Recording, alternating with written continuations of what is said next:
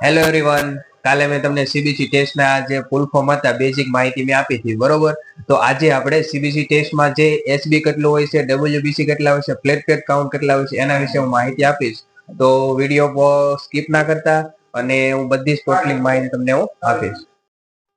Hello everyone, હવે આપણે CBC ટેસ્ટના જે આપણે હિમોગ્લોબિન, બરોબર, આરબીસી છે, પછી જેના બ્લડ ઇન્ડેક્સ જે અંદર આવે છે, બરોબર, એની શરીરમાં ઇન્ફેક્શન થાય છે એના લીધે થાય છે, બરોબર, એના વિશે કેટલું આપણું જે રેફરલ વેલ્યુ હોય છે એના વિશે માહિતી આપીશ. એન્ડ ડબલ્યુબીસી, બરોબર, વ્હાઇટ બ્લડ સેલ્સ એ કેટલા હોવો જોઈએ. એન્ડ આપણે જોઈએ તો પ્લેટલેટ કાઉન્ટ કેટલા હોવો જોઈએ એના વિશે હું માહિતી આપીશ. તો વિડીયો ધ્યાનથી જો, સ્કીપ ના કરતા. તો આપણે સૌ પ્રથમ જોઈએ તો હિમોગ્લોબિન આપણે જોઈએ તો આપણે મિનિમમ 13 થી લઈને આપણે 17% જેટલું આપણું બ્લડ હોવું જરૂરી છે. ઓકે. એન્ડ આરબીસી આપણે જે કાઉન્ટ જોઈ છે જે રેડ બ્લડ સેલ્સ કહેવામાં આવે છે, તે આપણે 4.5 થી લઈને 5.5 સુધીનો આપણે મીડિયમ રેન્જ આપણી રહી છે. ઓકે. એન્ડ નેક્સ્ટ આપણે જોઈએ તો બ્લડમાં જે આપણે ઇન્ફેક્શન જે શરીરમાં થાય છે જો આપણે મળે છે, જે પીસીવી તરીકે જે પેકેટ સેલ વોલ્યુમ જોવા મળે છે, એ આપણે 40 થી લઈને 50 સુધી આપણે હોય છે. એન્ડ નેક્સ્ટ છે એમસીવી, જે આપણે જોઈએ છે 83 થી લઈને 101 સુધીનું આપણે હોય છે. એન્ડ આપણે નેક્સ્ટ છે એમસીએસ, બરોબર, જે આપણે 27 થી લઈને 32 સુધી આપણે હોય છે. એન્ડ એમસીએચસી, જે આપણે જોઈએ તો 32.5 થી લઈને 34.5 સુધીનો આપણે કાઉન્ટ હોય છે.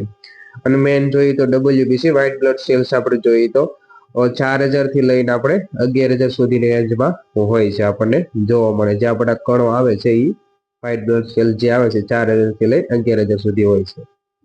એન્ડ નેક્સ્ટ જોઈએ તો મેન આપણે પ્લેટલેટ કાઉન્ટ આપણે 1,50,000 થી લઈને આપણે 4 લાખ પ્લસ આપણે જોવા મળે છે.